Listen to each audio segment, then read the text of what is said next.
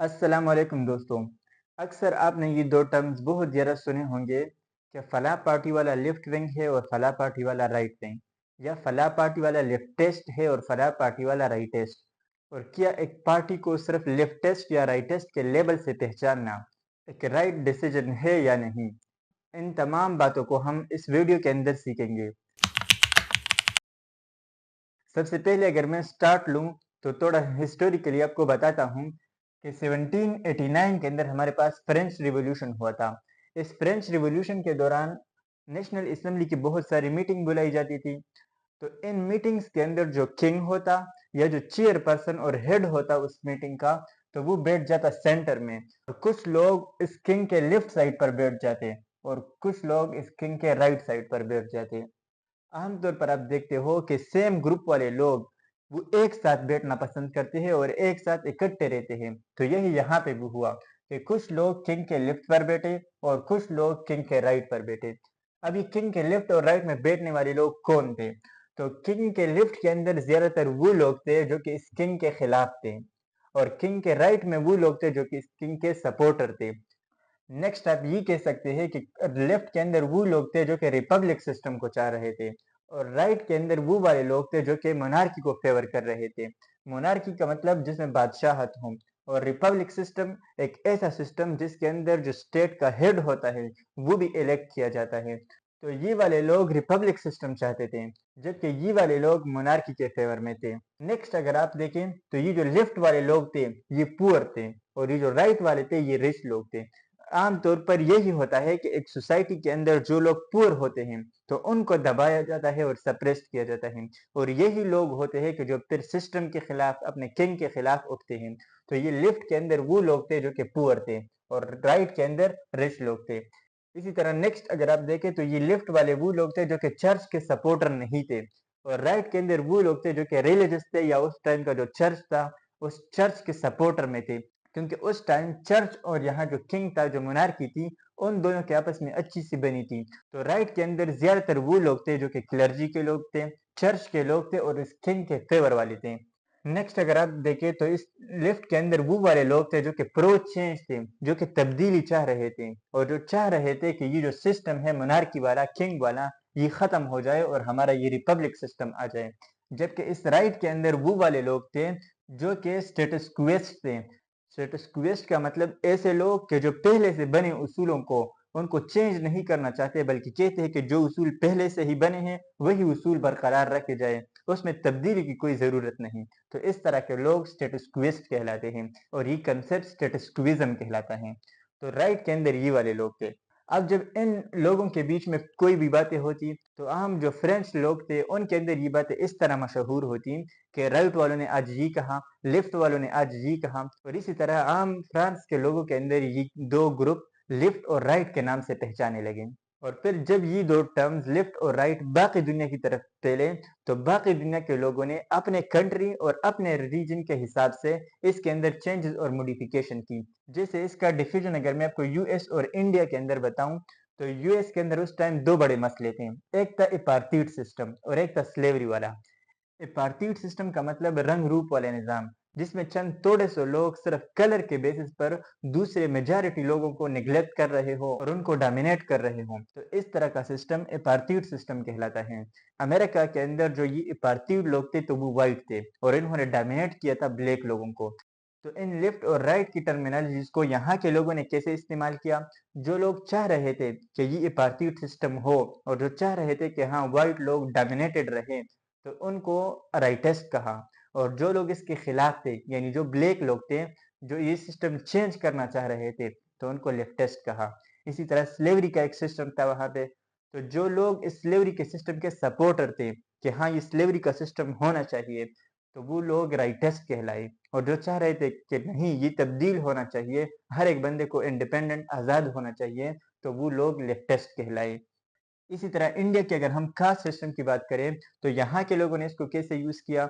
जो लोग या जो जो पार्टी जो जो बड़े लोग थे, जो चाह रहे थे कि हाँ ये कास्ट सिस्टम खत्म हो, लोगों के बीच ये कास्ट के बेस पर जो हमने क्लासेस बनाए हैं ये न हो, तो वो लोग लेफ्टिस्ट कहलाए। और जो कह रहे थे कि नहीं ऐसा होना चाहिए, तो वो लोग राइटिस्ट कहलाए। मेरा कहने का मतलब ये है कि ये दो टर्म्स लेफ्ट और राइट फिर जहां जहां आगे गए तो हर एक जगह के लोगों ने अपने मसाइल्स के मुताबिक इन दो टर्म्स को यूज किया। आप सिंपली ये याद रखें कि जो लोग चाह रहे थे कि जो एग्जिस्टिंग सिस्टम है वो वैसा ही रहे तो वो राइटेस्ट कहलाए, और जो इसके खिलाफ उठे कि नहीं इसमें चेंज आना चाहिए तो वो लोग लेफ्टिस्ट कहलाए। जैसे जनरली अगर मैं बात करूँ फेमिनिज्म के ऊपर, तो फेमिनिज्म के अभी तो डिफरेंट वेव है, लेकिन मैं अगर स्टार्ट जो फर्स्ट वेव ऑफ फेमिनिज्म है उसकी बात कर लूँ तो इस फर्स्ट वेव के अंदर यूरोप और अमेरिका के अंदर वुमेन ने सिर्फ इस बात पर एहतजाज किया था कि वुमेन को वोट का राइट दिया जाए। तो जो लोग इस आइडिया के सपोर्टर थे उस टाइम वो लेफ्टिस्ट कहलाए, और जो कह रहे थे कि नहीं जो पहले से एग्जिस्टिंग सिस्टम है वुमेन को वोट का राइट नहीं देना चाहिए तो वो राइटिस्ट कहलाए। लेकिन क्या जरूरी है कि जो लेफ्टिस्ट है वो लेफ्टिस्ट ही रहे और जो राइटिस्ट है वो राइटिस्ट ही रहे? तो नहीं, ऐसा नहीं है। इसी फेमिनिज्म वाले एग्जांपल से अगर आपको बताऊं तो हमारे पास तो एक थर्ड जेंडर भी होता है, और जनरली सोसाइटी के अंदर उस थर्ड जेंडर वाले की कंडीशन इस वुमेन से ज्यादा खराब है। तो यहाँ पर जो लोग इस थर्ड जेंडर वाले के राइट्स को ज्यादा सपोर्ट करता है तो वो ज्यादा लेफ्टिस्ट कहलाएगा वुमेन राइट के मुकाबले वाला।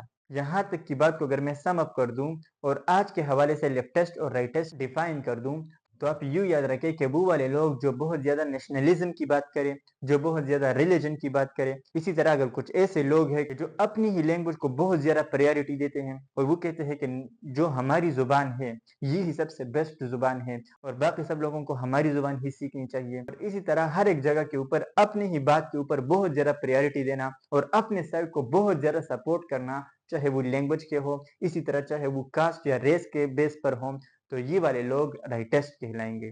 जबकि इसके बरक्स वो वाले लोग जो कि पुअर्स की बात कर रहे हों, चाइल्ड्स राइट्स की बात कर रहे हों, इसी तरह माइनॉरिटीज की बात कर रहे हों, चाहे माइनॉरिटी के लैंग्वेज हो या माइनॉरिटी का कास्ट हो, इसकी बहुत ज्यादा बात कर रहे हों, या जेंडर के लिहाज से थर्ड जेंडर हो या वुमेन हो इसके राइट्स की बहुत ज्यादा बात कर रहे हों, तो वो वाले लोग लेफ्टिस्ट कहलाएंगे। एग्जाम्पल के तौर पर अगर कुछ पार्टियों के नाम आपको बताऊं तो जैसे पाकिस्तान के अंदर जमात इस्लामी या JUI या जो दूसरी रिलीजियस पार्टियां हैं तो ये पार्टियां राइटिस्ट पार्टियां कहलाती हैं।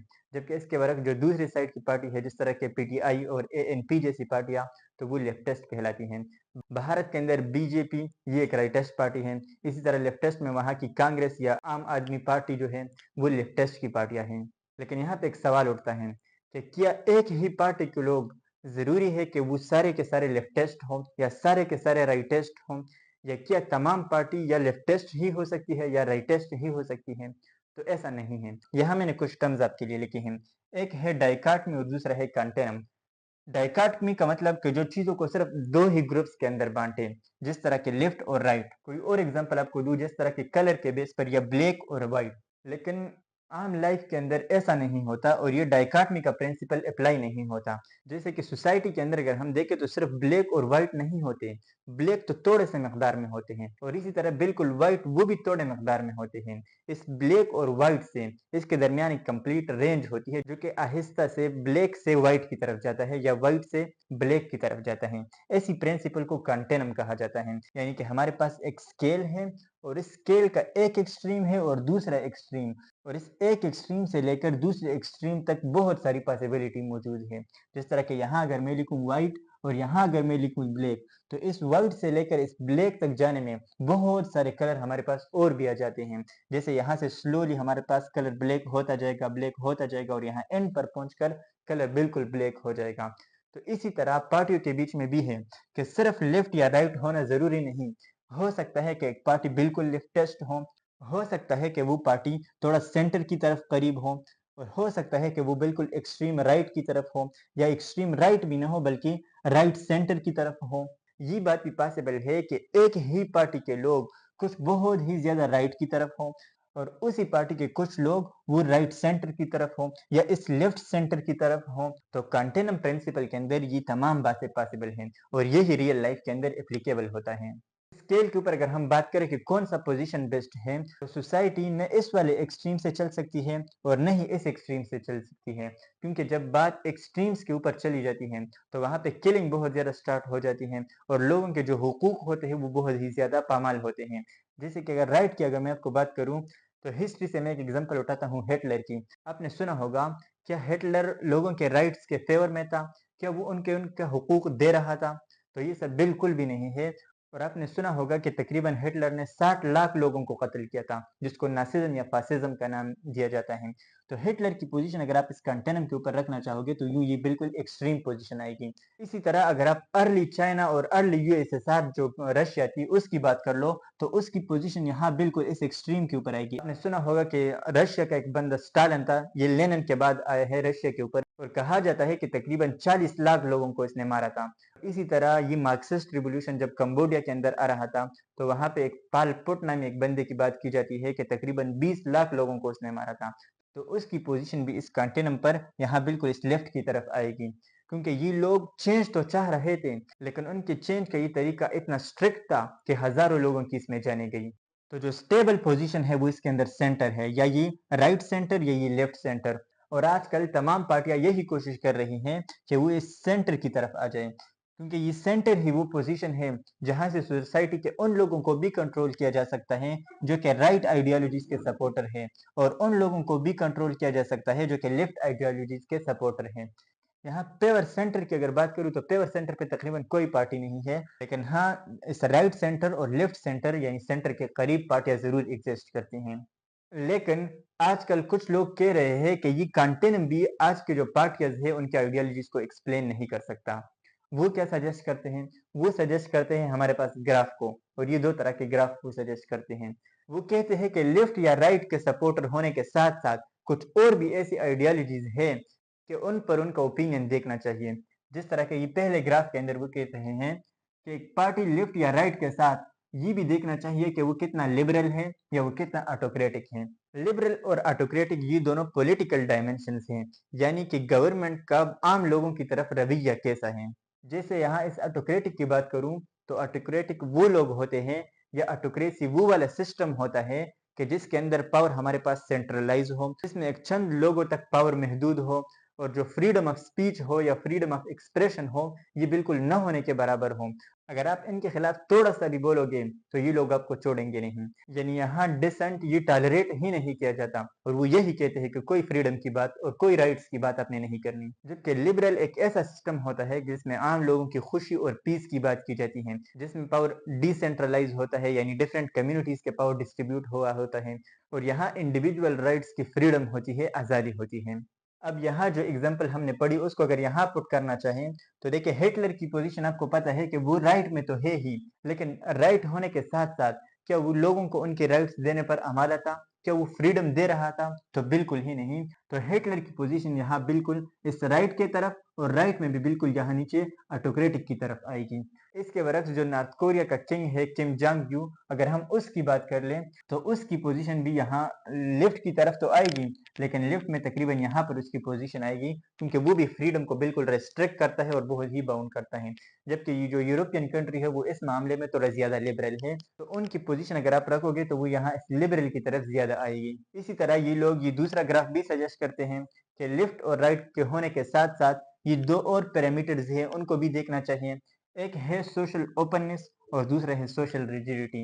इन दोनों पैरामीटर का ताल्लुक कल्चरल डायमेंशन से है। देखिए मैं आपको समझाता हूँ। ये सोशल ओपननेस का मतलब एक ऐसी सोसाइटी जिसके अंदर चेंज या न्यू आइडिया या डाइवर्सिटी वो एक्सेप्टेबल हो, वो टॉलरेटेबल हो। यहाँ आम आदमी को उनके इंडिविजुअल राइट की फ्रीडम होती है, वो चाहे तो अपने कल्चरल को चेंज कर सकता है, चाहे तो अपने रिलीजन को चेंज कर सकता है, या अगर वो डिफरेंट लाइफ स्टाइल को अडेप्ट करना चाहता है तो वो कर सकता है। हुकूमत को या सरकार को इससे कोई लेना देना नहीं होता। जबकि इसके बरक्स सोशल रिडिटी ये चेंजेस के साथ रेजिस्टेंस होती हैं, और ये कल्चरल रिफॉर्म्स को मेंटेन रखना चाहती हैं, और जो कहती है कि सोसाइटी के अंदर जो कल्चरल ट्रेंड्स हैं उनके खिलाफ आप नहीं जा सकते। तो इस तरह की सोसाइटी को सोशल रिजिड सोसाइटी माना जाता है। जैसे अगर कुछ कंट्रीज को हम यहाँ रखना चाहें, ईरान और अफगानिस्तान वगैरह की बात मैं करूँ तो अफगानिस्तान की पोजीशन तकरीबन आपके पास यहाँ पे आएगा। इसी तरह अगर ईरान की बात करें तो ईरान के अंदर फिर भी इंडिविजुअली थोड़ी सी आज़ादी दी जाती है, तो ईरान की पोजीशन इस अफगानिस्तान से थोड़ा सा ऊपर यहाँ पर आएगी। इसी तरह अगर पाकिस्तान की बात करें तो पाकिस्तान इस मामले में थोड़ा-सा और भी ओपन है, तो पाकिस्तान की पोज़ीशन तकरीबन कुछ यहाँ पर आएगी। इसी तरह अगर मैं तुर्की की बात कर लूँ, तो वो वाले लोग तो बहुत ही ज़्यादा ओपन हैं, उनकी पोज़ीशन तकरीबन यहाँ पर आएगी। इसके अलावा हमारे पास ये जो कनाडा और यूएसए वगैरह की कंट्रीज़ हैं, सोशल मामले में तो वो बिल्कुल ही ओपन है। इंडिविजुअल राइट्स के अंदर तो वो इंटरफेयर करते ही नहीं हैं, तो उनकी पोज़ीशन तकरीबन यहाँ बिल्कुल टॉप के ऊपर आएगी। अब इन तमाम डिस्कशन के बाद अगर मैं बात को कंक्लूड कर लूँ कि एक पार्टी को किस नज़र से देखना चाहिए, तो हमें एक पार्टी के बारे में 3 ओपिनियन चेक करना चाहिए। सबसे पहले तो ये लेफ्ट और राइट वाले ओपिनियन कि वो पार्टी राइट के ओपिनियन को सपोर्ट करती है या लेफ्ट के ओपिनियन को। इसी के साथ ये ओपिनियन उनके चेक करने चाहिए कि वो पार्टी लिबरल है या ऑटोक्रेटिक, और तीसरा कि वो सोशल ओपननेस और सोशल रिजिडिटी की तरफ उनके ओपिनियन कैसे हैं। आई होप कि इन टर्म्स से रिलेटेड जितनी भी बातें थी वो आपको पता चल चुकी होगी। फिर भी अगर कोई डाउट रह गया हो या कोई पॉइंट मुझसे मिस हो गया हो, तो आप कमेंट के अंदर बताएँ, जितना जल्द हो सके मैं आपको रिस्पॉन्स करूँगा। और अपने सजेशन भी हमारे साथ शेयर करें कि नेक्स्ट कौन-सा ऐसा टॉपिक हम आपके लिए डिस्कस कर दें।